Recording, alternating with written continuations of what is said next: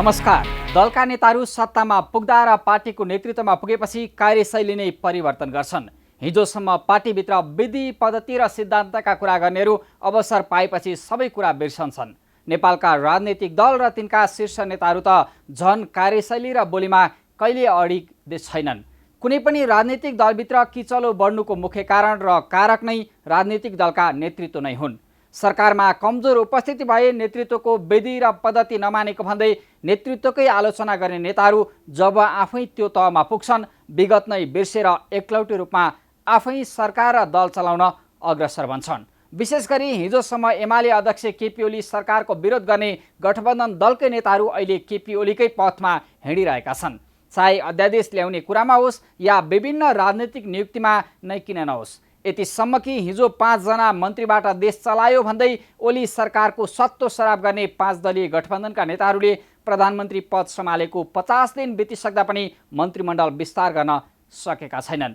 अझ मन्त्री छान्ने सम्पूर्ण जिम्मेवारी सबै दलले पार्टी अध्यक्ष वा सभापतिलाई नै दिएका छन्।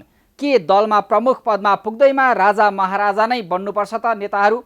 के यही हो त लोकतान्त्रिक पद्धति? राजनीतिक दलका नेताहरू सत्तामा पुगेपछि न दल न कार्यकर्ता न त आफ्नै कार्यशैली केही नै सुधार्न पर्दैन। हिजोसम्म एमाले अध्यक्ष केपी ओलीलाई विधि र पद्धति मिचेको आरोप लगाउने माधव नेपाल दल फुटाएर नेकपा एकीकृत समाजवादी गठन गरेर संसदीय दलको नेता भएसँगै मन्त्री छान्नेदेखि सबै जिम्मा लिएर हिँडेका छन्। नेकपा माओवादी केन्द्रका अध्यक्ष पुष्पकमल दाहाल र जनता समाजवादी पार्टीका अध्यक्ष उपेन्द्र यादवले समेत मन्त्री छान्ने र बनाउने अन्तिम फैसला गर्ने अधिकार आफ्नै हातमा लिएका छन्। पार्टीका गुट उपगुटलाई मिलाउनु पर्ने बाध्यतामा परेका प्रधानमन्त्री देउबा मन्त्रीमण्डल विस्तारमा समेत चेपुवामा परेका छन्। नेकपा एमाले सभामुख अग्निप्रसाद सापकोटाले तत्कालीन एमालेका 14 जना सांसदलाई कारबाही नगरेको भन्दै सर्वोच्चमा मुद्दा दायर गरेको छ भने अर्कोतिर प्रधानमन्त्री शेरबहादुर देउबा संसद खुलाउन, संसदबाट एमसीसी पारित गर्न र दल विभाजन सम्बन्धी अध्यादेशलाई प्रतिस्थापन विधेयक मार्फत अघि बढाउने योजनासहित प्रमुख प्रतिपक्षी दल नेकपा एमालेलाई फकाउने रणनीतिसहित भित्री रूपमा भेटवार्तामा व्यस्त छन्। अबको 2 साताभित्र पारित हुन नसक्दा अध्यादेश स्वतः निष्क्रिय हुन्छ। गठबन्धनका नेताहरूको चेपुमा परेका प्रधानमन्त्रीको ध्यान विपक्षी दलका नेता ओलीलाई फकाउनेतिर बढी केन्द्रित हुनुले समेत राजनीतिक थप ध्रुवीकृत बनाउने देखिएको छ। के राजनीति पद अवसर र लाभको खेती मात्रै हो त? देश र जनताको सेवाको गफ जनता फकाउनका लागि मात्रै हो? राजनीतिको फोहोरी खेलबाट टाढै रहेका नागरिक प्रश्न गरिरहेका छन्। आउनुहोस् सुरु गरौँ आम जनताले बेहोरेको समस्या, अभाव र सरकारी सेवा सुविधाको झन्झट समाधानको सारथी बन्ने कार्यक्रम जनताको इजलास। म पुण्य प्रसाद धमला। कार्यक्रमको सुरुवातमा हेरौँ यो झलक।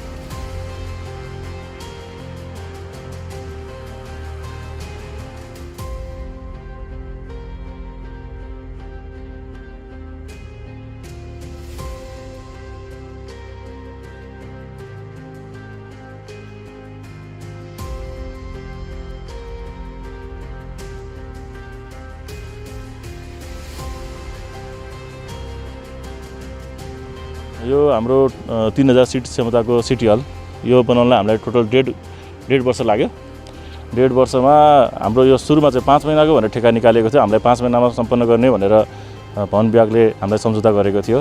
तर त्यो बिचमा कोभिड, त्यसपछि हाम्रो गोदावरीमा यो अब हामीले प्रोजेक्ट सुरु गर्दाखेरि रुखहरू सबै यो जङ्गलमा यो बिल्डिङ बनाएको हो, यो अब रुखहरू काट्दै 2-3 महिना लाग्यो। त्यसपछि कोभिडले गर्दा सबै गर्दाखेरि हामीले बिल्डिङ सम्पन्न गर्दा चाहिँ 1.5 वर्षमा हामीले बिल्डिङ सम्पन्न गर्यौँ। निर्माण कम्पनीले निर्माण गर्ने समय अवधिमा निर्माण त सकेन, लागत बढाएर पनि गुणस्तरीय काम गर्न नसकेको विषयमा सरकारी संयन्त्रले अनुगमन गरेर सत्य तथ्य सार्वजनिक गरून्।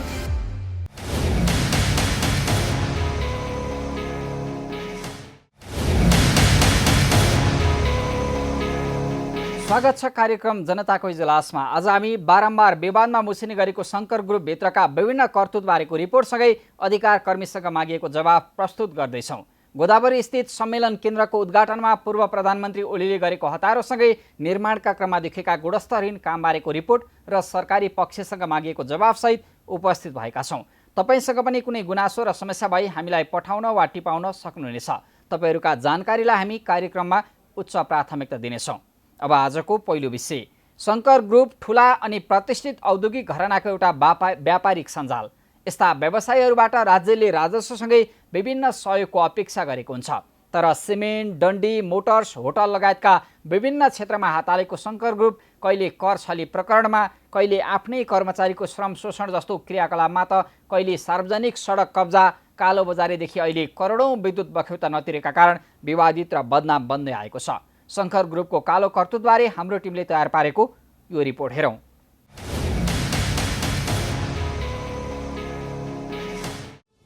राष्ट्र निर्माणमा समर्पित र म बनाउँछु मेरो देश बलियो भन्दै विज्ञापन बजाउने जगदम्बा सिमेन्ट र स्टिलसँगै दर्जन बढी विभिन्न उद्योगहरू सञ्चालन गर्दै आएको शङ्कर ग्रुप बारम्बार विवाद र बदनाम बन्दै आएको छ। शङ्कर ग्रुप यही व्यवसायिक घराना हो जसका उपाध्यक्ष सुलभ अग्रवाल राष्ट्र कोरोना महामारीको सङ्कटसँग जुझ्दै गर्दा तापक्रम नाप्ने थर्मल गनको कालोबजारी काण्डमा पक्राउ परेका थिए। अहिले उनी अग्रवाल सञ्चालक रहेको जगदम्बा स्टिलले 2 अर्ब 50 करोड विद्युत बख्यौता तिर्नबाट भागिरहेको छ। अग्रवालहरूको घरानी बिजनेस कम्पनीका रूपमा विस्तार भएको शङ्कर ग्रुपमा अहिले सिमेन्ट उद्योग, स्टिल उद्योग, Motors, hydro, hotel, insurance, school लगायतका दर्जनौं उद्योगहरू छन्। शङ्कर ग्रुपमा अन्य व्यावसायिक घरानीहरूको समेत साझेदारी छ।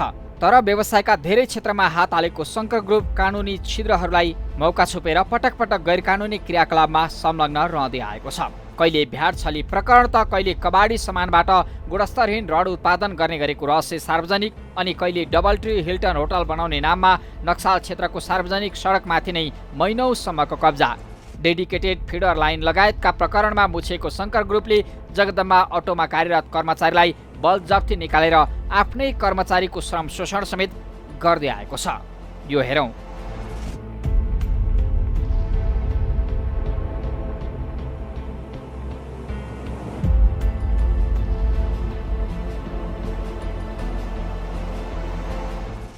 शङ्कर ग्रुपले यसअघि 2068 सालमा भ्याट छली गरेर आफ्नो सिआइपी सम्मान नै गुमाएको थियो।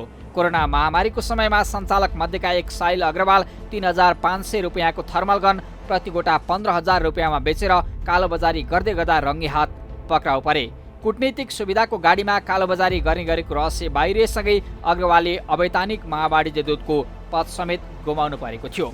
कुनै समय मर्काउँदा पिटी पिटी भाँचिने फलामे डन्डी बेचेर विवादमा तानिएको जगदम्बा स्टिल अहिले फेरि सबैभन्दा बढी विद्युतको बख्यौता नतिर्ने उद्योगका रूपमा बदनाम बनिरहेको छ। शङ्कर ग्रुप अन्तर्गतको जगदम्बा स्टिलका सञ्चालक साहिल अग्रवालले मात्रै 2 अर्ब 50 करोड बख्यौता तिर्न बाँकी रहेको विद्युत प्राधिकरण बताउँछ। तर उज्यालो नेपालका नायकका रूपमा दरिएर जनताको मन जित्न सफल कुलमान घिसिङ विद्युत प्राधिकरणको कार्यकारी निर्देशक बनेर दोस्रो पटक भित्रिँदा समेत यो विद्युत बख्यौता उठ्ने छाँटकाँट देखिएको छैन। विद्युतको बख्यौता उठाउने बारे विद्युत प्राधिकरणले के गरिरहेको छ र कति बख्यौता छ भन्ने बारेमा जवाफ माग्न खोज्दा विद्युत प्राधिकरणका सबै कर्मचारीहरू जिम्मेवारीबाट भागिरहेका छन्। उनीहरू कुनै जवाफ दिन चाहँदैनन्। नेपालको नम्बर 1 दाबी गर्ने जगदम्बा स्टिलले उल्टै विद्युत बख्यौता रकम नतिर्ने नियतका साथ नेपाल उद्योग वाणिज्य महासङ्घ सहितका उद्योगी व्यवसायका सङ्घ सङ्गठनहरूमा लबिङ गरिरहेको छ। तत्कालीन प्रधानमन्त्री केपी शर्मा ओली सरकारमा उद्योग राज्यमन्त्री बनेका मोतीलाल दुगड मार्फत शङ्कर अग्रवाल सहित साहिल अग्रवालले विद्युत बख्यौता नतिर्न पटक पटक लबिङ गरेको पाइएको छ। नेपाल उद्योग वाणिज्य महासङ्घको सदस्यमा निर्वाचित भएर बैंक, फाइनान्स तथा इन्सुरेन्स कमिटीको सभापति भएपछि अग्रवाल अझ बढी राजनीतिक लबिङमा सक्रिय बनेका छन्। महासङ्घका अध्यक्ष शेखर गोल्छाकै हुलास स्टिलले पनि केही बख्यौता रकम तिर्न बाँकी रहेको र उक्त बख्यौता रकम तिर्न नपर्ने प्रलोभनमा पारेर शङ्कर ग्रुपले राजनीतिक लबिङलाई थप तीव्रता दिएको कतिपय जानकारहरू बताउँछन्। ट्रङ्क तथा डेडिकेटेड लाइनतर्फका 49 ग्राहकबाट मात्रै विद्युत प्राधिकरणले 15 अर्ब 53 करोड 58 लाख बख्यौता उठाउन बाँकी रहेको छ। यसरी विद्युत महसुल नतिर्नेमा उच्च घरानिया व्यापारीहरू नै बढी देखिएका छन्।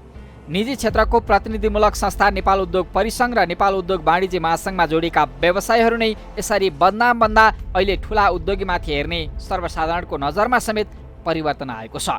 उद्योगी व्यवसायीको हक हित गर्ने संस्थाको उच्च नेतृत्वमा बसेर कालोबजारी, कर छलीसँगै उपभोक्तामाथि ठगी गर्नेहरू बढ्दा उद्योग परिसङ्घ र उद्योग वाणिज्य महासङ्घले व्यावसायिक हक हित र राष्ट्रहितमा काम गर्छन् भन्नेमा प्रश्न उब्जाइदिएको छ।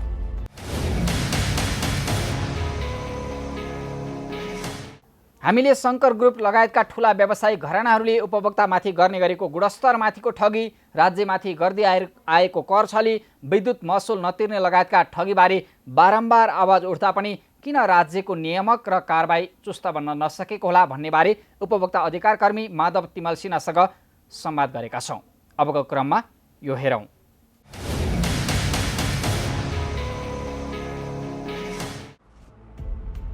महालेखा परीक्षकको पछिल्लो वार्षिक प्रतिवेदन अनुसार ठुला व्यवसायिक घरानाले विद्युत बख्यौता खरबौँको मूल्यमा तिरेका छैनन् भन्ने कुरा बाहिर आइरहेको छ र यसमा सबैभन्दा प्रतिष्ठित उद्योगी व्यवसायी नै यो बख्यौता नतिर्नेमा अग्रस्थानमा छन्। शङ्कर ग्रुपले सञ्चालन गरिरहेको जगदम्बा स्टिल होस् अथवा शिवम सिमेन्ट लगायतका प्रतिष्ठित र चर्चित उद्योग नै किन नहुन्, यिनीहरूले बख्यौता तिर्न आनाकानी गरिरहेका छन् र विद्युत प्राधिकरणले पनि त्यो बख्यौता उठाउन त्यति चासो देखाएको देखिँदैन र विद्युत प्राधिकरण त यसको बारेमा जवाफ दिन पनि तयार छैन, किनकि ठुला प्रतिष्ठित उद्योगी व्यवसायीको सम्बन्ध राजनीतिदेखि हरेक क्षेत्रसँग छ, जसका कारण विद्युत प्राधिकरणका पदाधिकारीले यसको बारेमा बोल्दिन भन्छन् र उपभोक्ता अधिकार कर्मीहरू पनि छन् जसले बारम्बार आवाज उठाउँछन् ठुला व्यवसायीले गरिरहेका उपभोक्ता अधिकार विपरीतका गतिविधि लगायतका विषयमा बोलिरहेका छन्। तर वर्षौँदेखि बोल्दा बोल्दा थाक्नुपर्ने अवस्था हुँदा पनि राज्य संयन्त्रबाट यो बजारलाई व्यवस्थित गर्न, ती व्यवसायीलाई सही ट्र्याकमा ल्याउन सकिएको अवस्था छैन। हामी आज विद्युत बख्यौता नतिर्ने ठुला प्रतिष्ठित उद्योगी व्यवसायीमाथि राज्यले किन त्यो असुल्न सक्दैन, कारबाही गर्न सक्दैन भन्ने विषयमा केन्द्रित भइरहेका छौँ। हामीसँग हुनुहुन्छ उपभोक्ता अधिकार कर्मी माधव तिमल सिन्हा। स्वागत छ यहाँलाई। धन्यवाद। वर्षौँ भयो उपभोक्ता अधिकारको बारेमा कुरा गर्नुभयो, मुद्दा लिएर जानुहुन्छ, उपभोक्ताको पक्षमा लड्नुहुन्छ, अनुगमन गर्ने संयन्त्रले आश्वासन दिन्छन्, केही केहीलाई कारबाही गर्छन्। तर पछिल्लो समय त ठुला प्रतिष्ठित जगदम्बा स्टिल, तपाईँको शिवम सिमेन्ट लगायतका प्रतिष्ठित उद्योगले नि खरबौँको बख्यौता तिरेका छन् विद्युत प्राधिकरणमा भन्ने कुरा आइरहेछ। यसको बारेमा तपाईँको आवाज नपुगेको अथवा उनीहरूले नटेरेका हुन् के हो? विशेष गरी के हो भने यो राज्यको ठुलो धनराशिकोसँग जोडिएको विषय। नेपाल विद्युत प्राधिकरण होस् अथवा नियमन गर्ने निकायहरू एउटा सामान्य नागरिकले 10 दिन 15 दिन नतिर्दै गर्दा 100% जरिमाना लगाउने निकायहरूले ठुलो मात्रामा विभिन्न नाम चलेका ठुला व्यवसायिक घरानाहरूलेबाट उठाउनु पर्ने ठुलो मात्रामा भएको बख्यौता नउठाउनु भनेको राज्यको एउटा लाचारीपन हो। किनकि लामो समयसम्म यो डेडिकेटेड ट्रङ्क लाइनको विषयमा ठुलो विवाद भइरहेको अवस्थामा किन उठाउन सकिरहेको छैन भनेपछि सिधा अर्थमा पनि राजनैतिक दबाव, राजनैतिक प्रभाव र ती व्यक्तिहरूको चाहिँ सबैतिर दबाव र प्रभाव भएको कारणले गर्दाखेरि नागरिक निरीह बन्ने र यस्ता किसिमका राज्यलाई चुस्ने व्यक्तिहरू चाहिँ जहिले पनि ठुला ठालो बन्ने अवस्था सिर्जना भएको अवस्था हो।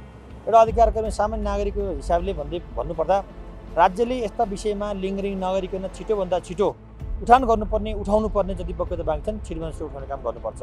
र विडम्बना के छ भन्नु भने ती व्यक्तिहरूको सरकार सञ्चालन गर्ने पार्टी होस्, सरकारमा रहेका व्यक्तिहरू होस् अथवा सत्ता र प्रतिपक्षमा रहेका व्यक्तिहरूसँगको साँठगाँठले गर्दाखेरि नागरिक निरीह बन्नुपर्ने र राज्यलाई चुस्ने व्यक्तिहरू चाहिँ जहिले पनि सम्मानित र ठुला बन्नुपर्ने परिपाटीको अन्त्य नभएसम्म अहिले तपाईँले जुन वास्ता गरेर बजारमा हुने यस्ता किसिमका विभिन्न किसिमका जुन नागरिक विरुद्धका राज्य विरुद्धका गतिविधिहरू छन् ती गतिविधिहरू चाहिँ निरुत्साहित गर्नुभन्दा पनि ती गतिविधिहरू चाहिँ बढ्दै गएको अवस्था छ। शङ्कर ग्रुप, शिवम सिमेन्ट लगायतका उद्योगहरूले चाहिँ राज्यका संयन्त्रसँगको साँठगाँठ आर्थिक उठबसमै यो चाहिँ नहुने हो भने त लामो समयसम्म किन उठान गर्न सकिएन, किन उठाउन सकिएन, बारम्बार यो विषय चाहिँ ट्रङ्क लाइने डेडिकेटेड विषयमा विवाद गर्नुपर्ने कारण पनि खासै केही थिएन। तर के हो त भन्दाखेरि ती निकायहरू जुन त्योसँग सम्बन्धित निकायहरू छन् ती निकायहरू बलियो नहुने, ती निकायहरू राजनीतिक र अन्य प्रभावमा नपरेको भए त उठिसक्नुपर्ने थियो र राज्यलाई तिर्ने कुरामा राज्यले लिनुपर्ने कुरामा पनि यति उति यति दिने, यति डिस्काउन्ट गर्ने, यो गर्ने त्यो गर्ने भनेर विवाद गर्नुपर्ने कुरा हो र राज्यको एउटा निकायले तैँले मलाई तिर्नुपर्ने रकम यति हो भनेर बिलिङ गरिसक्यो। बिलिङ गरेको रकममा जुन बार्गेनिङ भइरहेको छ, यदि डिस्काउन्ट उति डिस्काउन्ट, यो मापदण्ड त्यो मापदण्ड कुरा गरिएको छ भन्ने बित्तिकै त्यसमा कुनै न कुनै किसिमको एउटा सौदाबाजी भएको छैन भन्ने कुरामा त आकलन गर्न सकिँदैन। त्यस कारणले दायाँमा नगरिकन आम नागरिकका 3 करोड नेपालीको चाहिँ एउटा आशा र भरोसाको रूपमा जस्तो कुलमान घिसिङले नेपाल विद्युत प्राधिकरणको नेतृत्व गरिसकेको अवस्थामा अब यसलाई कुनै पनि बाहनाबाजी नगरिकन छिटोभन्दा छिटो एक शब्दमा जति बाँकी रहेको छ महालेखाको प्रतिवेदन होस् अथवा नेपाल विद्युत प्राधिकरणले उठान गर्नुपर्ने भनेर बिलिङ गरेको रकम छ त्यो रकम चाहिँ छिटोभन्दा छिटो उठान गर्ने काम गर्नुपर्छ। अर्को विषय पनि जोडिया छ, सरकारलाई तिर्नुपर्ने विद्युत बक्यौताको कुरा भयो एकातिर, अर्कोतिर सिमेन्ट र रड उत्पादकले गुणस्तरमै बारम्बार चाहिँ गुणस्तर उल्लङ्घन गरेर प्रश्न उठ्ने पनि गरिरहेछन्। यसमा प्रतिष्ठित र चर्चित उद्योग नै बढी छन्। यसलाई चाहिँ कसरी हेर्नु? विशेष गरी ठुला घरानिया उद्योगी व्यवसायीहरू नागरिकप्रति देशप्रति जिम्मेवार नहुँदाको परिणामस्वरूप पटक पटक तपाईँको डन्डीका विभिन्न चाहिँ डन्डीमा गुणस्तरहीनताको कुरा भाँचियो, राम्रोसँग भएन कुरा आइरहेको छ, सिमेन्टहरू जोइन भएन भनेर कुरा आइरहेको छ। एउटा घर बनाउँदै गर्दा नागरिकले जुन वर्षभरिको आफ्नो जीवनभरिको मेहनत र परिश्रम खर्च गरेर घर बनाउन खोज्छ तर उसले बनाउने घरको डन्डी सिमेन्ट नै गुणस्तरहीन छ भनेर जुन जनगुनासो व्यापक आइरहेको छ। यसले के हो एकै कुरासँग जोडिन्छ, सरकारले विधिको शासनको अनुभूति, मुख्य कुरा भनेको जोसुकै होस् प्रचलित नियम र कानुनको बरखिलाफ गर्ने, नागरिक अधिकारलाई कुण्ठित गर्ने, राज्यलाई निरीह बनाउन खोज्ने, राज्यका निकायका निर्देशनहरूलाई पालना नगर्ने निकायलाई विधिको शासनको अनुभूति गराउने, कानुन राज्यको अनुभूति गराउने र उनीहरूलाई कानुन र नियम भएको सबक सिकाउने काम राज्यको तर्फबाट भएको अवस्थामा मात्रै के हुन्थ्यो भन्नलाई भने यस्ता किसिमका कुराहरू चाहे महसुल बक्यौताका कुरा होस्, चाहे गुणस्तरका कुरा होस्, चाहे मूल्यका कुरा हुन्, चाहे नियमित आपूर्तिका कुरा हुन्, चाहे कार्टेलिङका कुरा होस्, चाहे सिन्डिकेटका कुरा होस्, चाहे बजारमा हुने विभिन्न किसिमका एउटा नियम कानुनको बर्खिलाफ हुने कामको विषयमा निरुत्साहित हुन सक्थ्यो। तर विडम्बना महिला अधिकार कर्मीको रूपमा विगत 8-10 वर्षमा जुन मेरो एउटा अनुभव छ त्यो अनुभवले के कुरा प्रमाणित गरेको छ भन्नलाई भने उही एउटा आम सञ्चार माध्यम र हामी अधिकार कर्मीहरूले मुद्दा उठान गर्दै गर्दा उठेको जस्तो गर्ने र त्यसमा सुत्ने परिपाटीले बजार स्वच्छ नहुने, बजार प्रतिस्पर्धी नहुने र बजार उपभोक्तामैत्री नहुने र ठुला व्यक्तिको छाया भन्छौँ नि हामीले जुन ठुला माछा सानो माछा खाएको भने जस्तै गरेर ती व्यक्तिहरूको प्रभाव दबाव चाहिँ जहिले पनि नियामक निकाय लगायत विभिन्न निकाय पर्ने काम भइरहेको छ। ठुला व्यावसायिक घरानाले राजनीतिक प्रभाव, राजनीतिज्ञ शासक र प्रशासक दुवैलाई प्रभावमा पारेर राजनीतिकलाई प्रभावमा पारेर बजारमा मन लाग्दै गरिरहेछ। होइन भने तपाईँ सडकको दुरावस्थाका कुरा, वातावरण प्रभावितका कुरा, उद्योग र कल कारखानाहरूले अस्वाभाविक विभिन्न हिसाबमा चाहिँ नागरिक र राज्यप्रति गरेका दोहनका कुराहरू होइन भने त यो अहिले डेलिकेटेड ट्रङ्क लाइनको विषयमा त विद्युत प्राधिकरणले महालेखाको प्रतिवेदन उल्लेख गर्नुपर्ने कुरा हो र त्यो त बिलिङ गरेपछि तिर्नु पर्ने राज्यको दायित्वको, राज्यले तिर्ने दायित्वको कुरा होइन। आम्दानी गर्ने अभूत कमाउने अभूत कमाएर दर्जनौँ उद्योग बढाउँदै जाने तर राज्यलाई तिर्नुपर्ने कुरा नतिर्ने भन्ने बित्तिकै त राज्यका निकायको कमजोरीको फाइदा चाहिँ त्यो व्यवसाय उठाएको अवस्था छ।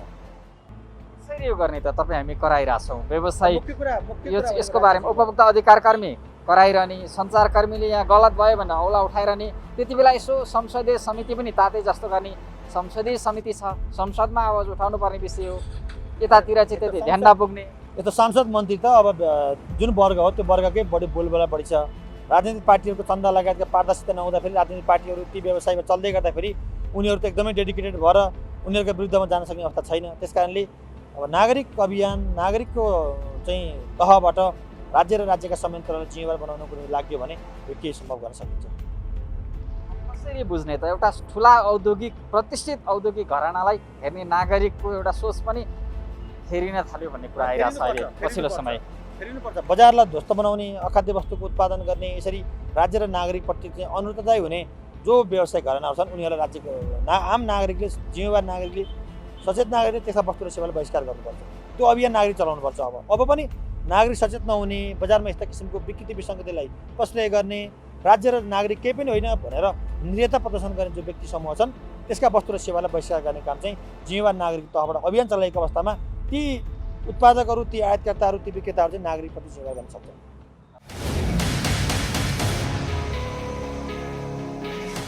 सामान्य नागरिकमाथि सानो कमजोरीमा पनि जरिवाना र धरपकड गर्ने नियामक निकाय अनि सरकारी संयन्त्र ठूला व्यवसायीहरूमाथि कानुनी कारबाही अघि बढाउन गम्भीर देखिँदैनन्। यसले शासकदेखि प्रशासकसम्मै आर्थिक प्रभावमा पर्छन् र परिरहेका छन् भने प्रश्न पारेको छ। सरकार ठूला व्यापारीको कालो करतुतको साँची बन्ने होइन, कानुनी राज्य स्थापित गर्न गम्भीर बन्नुपर्छ। ठूला व्यवसायीहरूले गर्ने मनोमानीमाथि राज्यले देखाउने उदासीनतामा हाम्रो खबरदारी जारी रहनेछ। अब एकैछिन विश्रामपछि गोदावरी स्थित सम्मेलन केन्द्रको उद्घाटनमा पूर्व प्रधानमन्त्री ओलीले गरेको हतारोसँगै निर्माणका क्रममा देखेका गुणस्तरीय कामबारेको रिपोर्ट अनि सरकारी पक्षसँग मागिएको जवाबसहित उपस्थित हुनेछौँ। हामीसँगै रहनुहोला।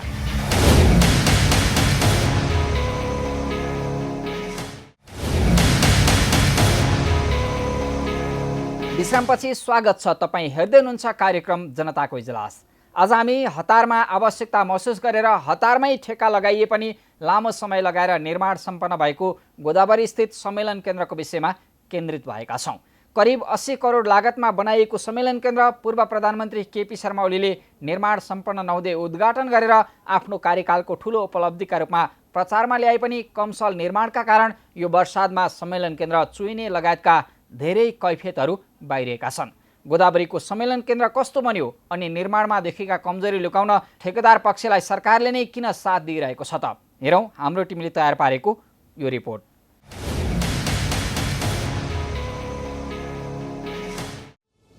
अन्तर्राष्ट्रिय स्थलको प्रदर्शनी, सभा, सम्मेलन तथा कार्यक्रम गर्न मिल्ने हलको अभाव टार्न भन्दै तत्कालीन प्रधानमन्त्री केपी शर्मा ओलीको विशेष पहलमा गोदावरी नगरपालिका वडा नम्बर 2 मा बनाइएको यो सुविधा सम्पन्न जस्तो देखिने सम्मेलन केन्द्र हेर्नुहोस्।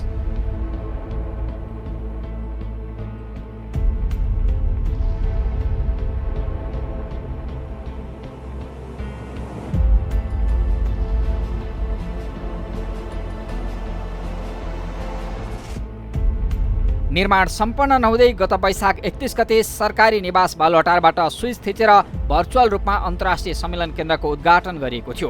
तत्कालीन प्रधानमन्त्री ओलीले आफ्नो कार्यकालमा बनेका विकास आयोजनाको निर्माण सम्पन्न नभई उद्घाटन गर्ने हतारो यसमा पनि देखियो। तर सुविधा सम्पन्न भनिएको यो सम्मेलन केन्द्रमा रहेको फल सिलिङ फुटेर यो वर्षादमा पानी नै चुइयो। निर्माणमा थुप्रै कैफियत भेटिएका छन्। बाहिरबाट हेर्दा सुविधा सम्पन्न देखिने सम्मेलन केन्द्र चुइएर कमसल काम भएको पुष्टि गर्ने यी प्रमाण पनि हेर्नुहोस्।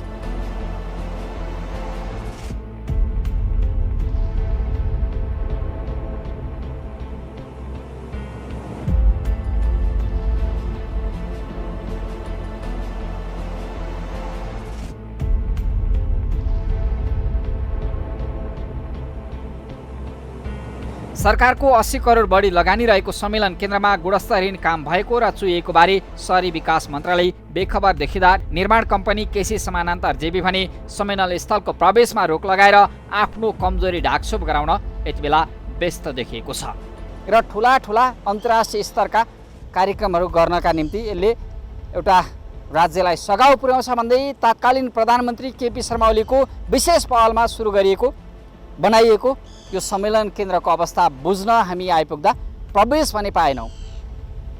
कारण के हो? प्रश्न छ। यो सम्मेलन स्थल बनाउनका निम्ति 2076 कार्तिक 20 गते सम्झौता भएको थियो। यसको ठेक्का लिएको थियो केसी समानान्तर जेबी। यसका अध्यक्ष रहेका छन् अच्युत प्रसाद खरेल। के कारणले खिच्न नमिल्ने कारण त बुझ्नु भयो नि त भन्नु मसँग। कारण त्रुटिहरू छन् त्यसलाई चाहिँ मिलाउनु परेको क्रममा चाहिँ त्यो तपाईँले फोटो खिचेर त्यो के लेखेर चाहिँ हालिदिनुहुन्छ। त्यो भएको हुनाले कम्बल अप्ठ्यारो पर्छ। कम्बल अप्ठ्यारो पछि मैले गाली त्यसरी खान्छु। गाली के जागिरबाट 2076 भदौ 4 को मन्त्री परिषद निर्णयबाट अघि बढाएको सम्मेलन केन्द्र निर्माणको ठेक्का कार्तिक 20 गते अच्युत प्रसाद खरेलको कम्पनी केसी समानान्तर जेबीले लिएको थियो। हतार गरेर ठेक्का लगाइँदा 5 महिनामै अर्थात् चैत 20 सम्म बनाइसक्ने गरी सम्झौता भयो। तर 2078 साल भदौ 17 गतेसम्म पनि सम्मेलन केन्द्र निर्माणले पूर्णता पाएको छैन। बरु गुणस्तरयुक्त निर्माणमा बेमतलबी देखिएका सङ्घ सरकार, बागमती प्रदेश र गोदावरी नगरपालिका आफू मातहत सम्मेलन केन्द्र ल्याउन मरिहत्ते गरिरहेका छन्। तर सम्मेलन केन्द्र चुइने गरी कमसल काम भएको सुनेका स्थानीय नै यति बेला सरकारसँग गुनासो गरिरहेका छन्। यो सुनौ। जुन यो सम्मेलन केन्द्र बनिरहेछ तपाईँहरूकै छेउमा गोदावरीमा, हजुर खुसीको कुरा हो। 3000 बसेर सभा सम्मेलन गर्न मिल्ने देशकै ठुलो सम्मेलन स्थल बनिरहेछ। हजुर यसले तपाईँहरूको यहाँ चाहिँ पूर्वाधार विकास, सडक, हरेक कुरामा सुविधा होला भन्ने आशा छ। तर 80 करोडभन्दा बढी खर्चेर यो बनाएको भवन सञ्चालनमा नआउँदै चुइयो, कमसल बन्यो भन्ने गुनासो पनि आइरहेछ। यहाँहरूले के थाहा पाउनु भएको छ, के भन्नुहुन्छ? यो त अब उहाँहरूकै कमजोरी हो बनाउने, होइन? उहाँहरूकै कमजोरी चुइएकै छ भन्ने हल्ला चाहिँ छ। हामी भित्र गएको छैनौँ, मेरो घर चाहिँ त्यही हो। ठेक्का लगाउँदा 58 करोड 24 लाख रुपियाँमा सम्झौता भए पनि अहिले सम्मेलन केन्द्रको लागत बढेर 80 करोड नागेको छ। 43 रोपनी 15 आना क्षेत्रफलमा निर्माण गरिएको सम्मेलन केन्द्रको 11 रोपनी 14 आनामा सम्मेलन केन्द्र, 3 रोपनी 3 आनामा आन्तरिक सडक, 16 रोपनी 2 आनामा बगैँचा तथा हरियाली उद्यान र 13 रोपनी 1 आनामा पार्किङ स्थल बनाइएको छ। यसरी एउटै हलमा एकैपटक 3000 मानिस बसेर सभा तथा सम्मेलन गर्न सक्ने देशकै पहिलो भवन निर्माण गरिए पनि निर्माणका चरणमा थुप्रै कैफियतहरू भने भेटिएका छन्।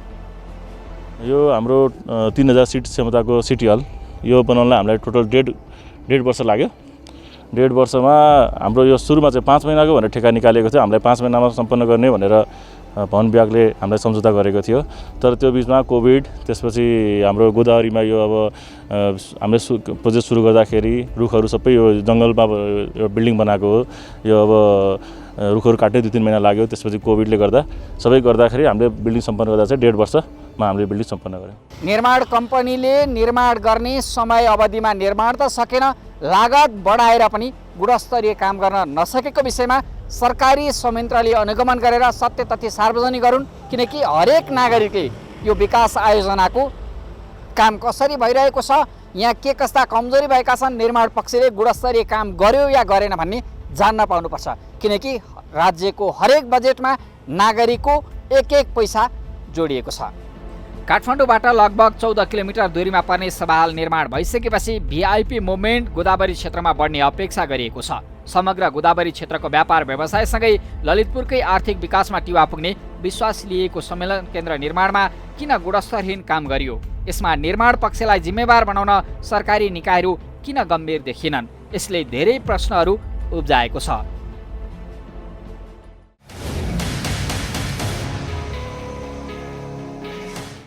हामीले सम्मेलन केन्द्र निर्माणमा भइरहेको गुणस्तरहीन काम र सम्पन्न नहुँदै गरेको उद्घाटनको हतारोबारे शहरी विकास तथा भवन निर्माण विभाग अन्तर्गतको विशेष भवन निर्माण योजना समन्वय कार्यालयका योजना निर्देशक दिलीप शेखर श्रेष्ठसँग जवाफ मागेका छौँ। अबको क्रममा यो हेरौँ।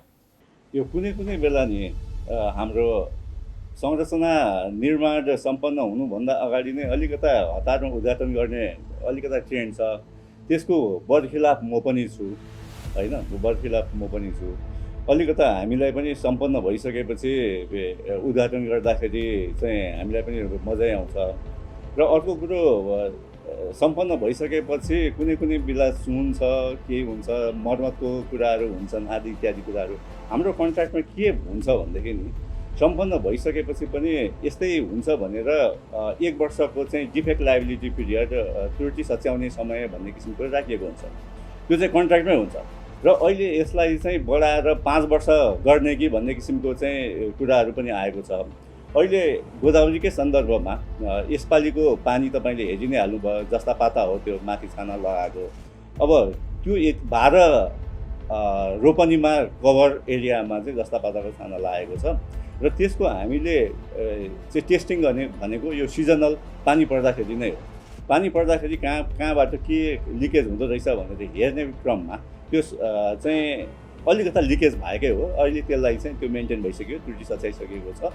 अब हाम्रो चाहिँ ह्यान्डओभर एक किसिमको भइसकेको अवस्था पनि हो। र हाम्रो असोजमा चाहिँ अब कार्यक्रममै 5, 6, 7 गते चाहिँ कार्यक्रममै बुक पनि भइसकेको अवस्था छ। अहिले यो सानातिना कामहरू चाहिँ ठुला स्ट्रक्चर बनाउँदाखेरि सानातिनाका बाहिरका कामहरू सधैँ रहि नै रहन्छन्। त्रुटि सच्याउने बेलासम्म सानातिना कामहरू हुन्छ, यो जनरल प्र्याक्टिस पनि हो।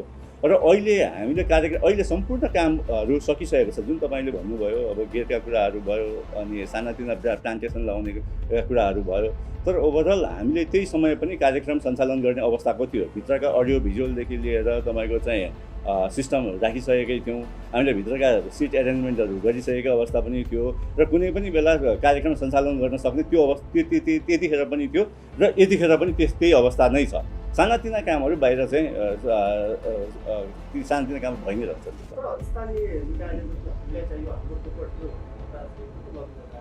होइन स्थानीय होइन, विवादको विषय छैन, त्यो नेपाल सरकारले बनाएको कुराहरू हो। स्थानीय तहसँग कुराहरू पनि भएको छ। अहिले हामीले त्यसलाई चाहिँ होइन प्रदेशले पनि भनेको छैन, प्रपर्टी आफ्नो प्रपर्टी कसैले पनि भनेको छैन। नितान्त त्यो चाहिँ सङ्घीय कार्यालयले बनाएको हो। यसलाई चाहिँ इन्टरनेसनल कन्भेन्सन सेन्टरलाई हामीले हस्तान्तरण गर्दैछौँ र इन्टरनेसनल कन्भेन्सन सेन्टरले जुन किसिमले व्यवस्थापन गर्छ, सञ्चालन र व्यवस्थापनको जिम्मेवारी उहाँले अहिले गरिराख्नु भएको छ, त्यसलाई पनि त्यही किसिमले नै अगाडि बढाउँदै हुनुहुन्छ। स्थानीय तह हुनुहुन्छ, उहाँ अल्टिमेटली जाने त उहाँहरूले नै हो। अहिले उहाँहरूले त्यो क्यापासिटी बिल्डअप गरिसक्नु भएको छैन। बिस्तारै हाम्रो कसरी सञ्चालन गर्ने भने आइसिसी अलिकता उहाँहरू जानकार प्राप्त पनि हुनुहुन्छ। जुन किसिमको त्यहाँ चाहिँ सिस्टम छ त्यही सिस्टम त्यहाँ पनि छ र बिस्तारै उहाँहरूले स्थानीय तहको लागि बिस्तारै ह्यान्डओभर गर्दै लिएर जाने हो। पछिल्लो चरण अन्तिममा त हामीले स्थानीय तहलाई नै जिम्मा दिने हो। त्यो हामीले सम्पूर्ण गर्न सक्छ भन्ने कुरो सङ्घीयले अब तपाईँको त डिसेन्ट्रलाइज त गर्दै जानु पऱ्यो नि। त्यो त स्थानीय तहले जति गर्न सक्छ गर्ने हो। अहिले नै दिउँ भनेदेखि उहाँहरूसँग त्यो किसिमको चाहिँ कर्मचारीहरू छैन, हेर्न सक्ने कर्मचारीहरू छैन। त्यो बिस्तारै 1 वर्ष 2 वर्ष 3 वर्षपछि चाहिँ उहाँहरूले सिक्दै पनि जानुहुन्छ र हस्तान्तरण ट्रान्सफर पनि हुँदै जान्छ। 3000 अट्ने गरी बनाइएको सम्मेलन केन्द्र देशका लागि आवश्यक हो। ठाउँ कति उपयुक्त अनुपयुक्त छुट्टै बहस होला, तर यति ठुलो परियोजना सम्पन्न नहुँदै गरिएको उद्घाटनको हतारो र चुइने लगायतका पूर्वाधारमा देखिएको कैफियतले भने विकास आयोजनामा ठेकेदारले गर्ने लापरवाहीसँगै शासक प्रशासकको कमिसन मोहले काम गरेको त छैन भन्ने प्रश्न उब्जाएको छ। यी र यस्ता कुनै पनि पीडा व्यथा र गुनासोमाथि कार्यक्रम जनताको इजलास मार्फत निरन्तर खबरदारी गरिरहनेछौँ। व्यवसायीले नीति नियम मिचेर गरेका बदमासी, जनताको गुनासो र कथा व्यथासँगै सरकारी निकायबाट दिने सेवा प्रवाहमा भए गरेका कमजोरी केलाएर हामी सुधारको प्रयास कार्यक्रम मार्फत खोज्नेछौँ। तपाईँ हामीलाई आफूले बेहोरेका समस्या र गुनासो स्क्रिनमा देखाइएको टेलिफोन नम्बर र इमेल ठेगानामा टिपाएर वा पठाएर समस्या समाधानको साझा आवाज बन्न सक्नुहुनेछ। हवस् त, आजका लागि जनताको इजलास यति नै। फरक विषयवस्तु र तपाईँहरूकै गुनासोसहित अर्को कार्यक्रममा पुनः उपस्थित हुने नै छौँ। प्राइम टाइम्स टेलिभिजन हेर्दै रहनुहोला। नमस्कार।